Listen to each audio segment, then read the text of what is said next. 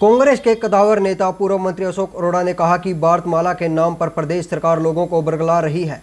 प्रदेश में नगर परिषद का चुनाव कांग्रेस पार्टी का कैंडिडेट ही होगा और कांग्रेस पार्टी हाईकमान को सुझाव भी देंगे कि नगर परिषद का चुनाव सिंबल पर लड़े। अरोड़ा ने दावा किया कि थानेसर में भाजपा में नगर परिषद का चुनाव अपने परिवार से ही लड़ाएंगे। उनका साफ इंसारा थानेसर के विधायक सुभाष सुधा के परिवार पर था। कुरुक्षेत्र का विकास कछुआ चाल से चल रहा है और आज कुरुक्षेत्र की सारी सड़कें टूटी पड़ी हैं। कुरुक्षेत्र में बाईपास के निर्माण के मुद्दे पर पूर्व मंत्री अशोक अरोड़ा ने सरकार के दावों की हवा निकालते हुए कहा कि बाईपास की बात हो रही है लेकिन अधिकांश सड़कों में गड्ढे हैं। अरोड़ा ने कुरुक्षेत्र में बाईपास के मुद्दे पर कहा कि अभी भारतमाला 1 के काम भी 2024 तक होंगे, उसके बाद भारतमाला 2 का काम शुरू होगा, लंबा समय लगेगा। अरोड़ा ने मुख्यमंत्री से मांग की कि मुख्यमंत्री कुरुक्षेत्र में बाईपास निर्माण के लिए फंड उपलब्ध करवाएं। थानेसर के विधायक सुभाष सुधा पर टिप्पणी करते हुए अरोड़ा ने कहा कि संभावित नगर परिषद चुनावों को देखते हुए ज्यादा दिखावा हो रहा है। अरोड़ा ने कहा कि जनता चुनाव के इंतजार में है और चुनावों में जनता भाजपा को सबक सिखाएगी। अरोड़ा ने नगर परिषद चुनावों में कांग्रेस का उम्मीदवार कांग्रेसी कार्यकर्ता ही होगा। अरोड़ा ने कहा कि पार्टी नगर परिषद चुनाव चिन्ह पर लड़ेगी। यह उनकी निजी राय है लेकिन अंतिम फैसला पार्टी का होगा।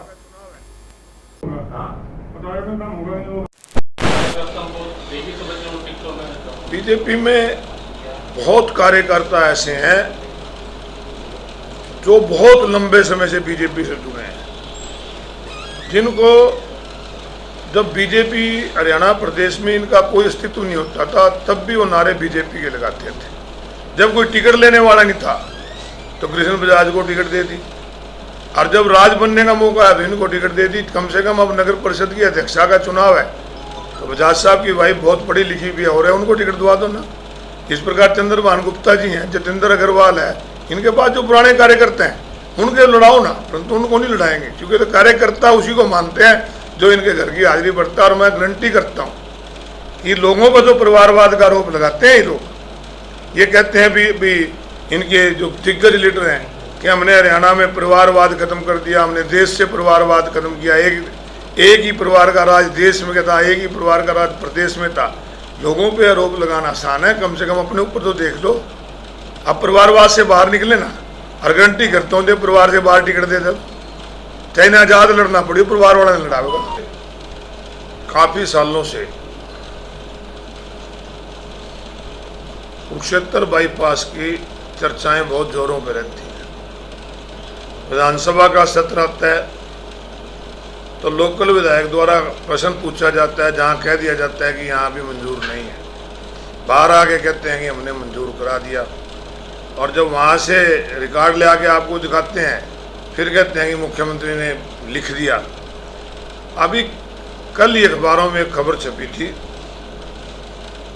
कि जिसमें ये कहा गया है कि कुरुक्षेत्र का बाईपास मुख्यमंत्री जी केंद्रीय मंत्री गडकरी जी से मिले और उन्होंने भारतमाला 2 में डाल दिया, और वहीं से प्रेस कॉन्फ्रेंस मुख्यमंत्री ने जहां की, यहां पर भी स्थानीय विधायक ने प्रेस नोट जारी किया कि कुरुक्षेत्र को बहुत बड़ी राहत मिलने जा रही है, कुरुक्षेत्र का बाईपास शीघ्र बनने जा रहा है।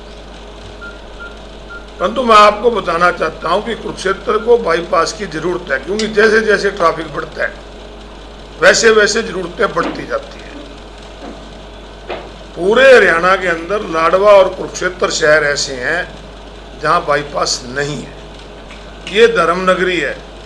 जब इनकी सरकार बनी तो इसको पिंक सिटी बनाने के भी दावे किए गए थे।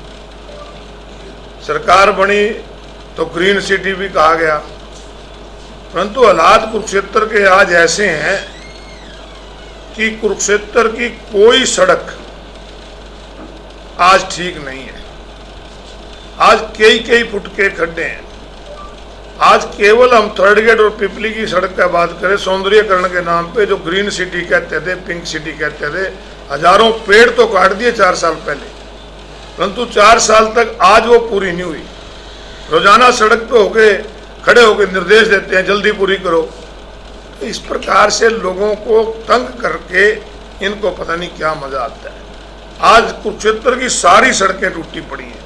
और जहां तक बाईपास का जिक्र कर रहे हैं, मैं आपको बताना चाहता हूं कि अभी तक भारत सरकार द्वारा जो भारत माला पार्ट 1 है उसमें भी केवल 20% काम शुरू हैं और उसका जो इनका टारगेट है 2024 तक सारे काम पूरे शुरू करना है।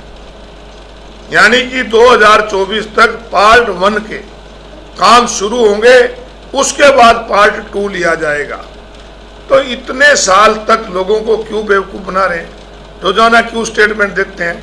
अगर भारत सरकार के पास पैसा नहीं है तो मेरी मांग है कि मुख्यमंत्री जी तुरंत कुरुक्षेत्र की इस पवित्रता को देखते हुए, कुरुक्षेत्र में बढ़ते ट्रैफिक को देखते हुए प्रदेश की सरकार से सर्वे कराकर कुरुक्षेत्र के लोगों को राहत देने का काम करें और ये बाईपास बनवाने का काम करें, लोगों को बेवकूफ़ बनाना बंद करें।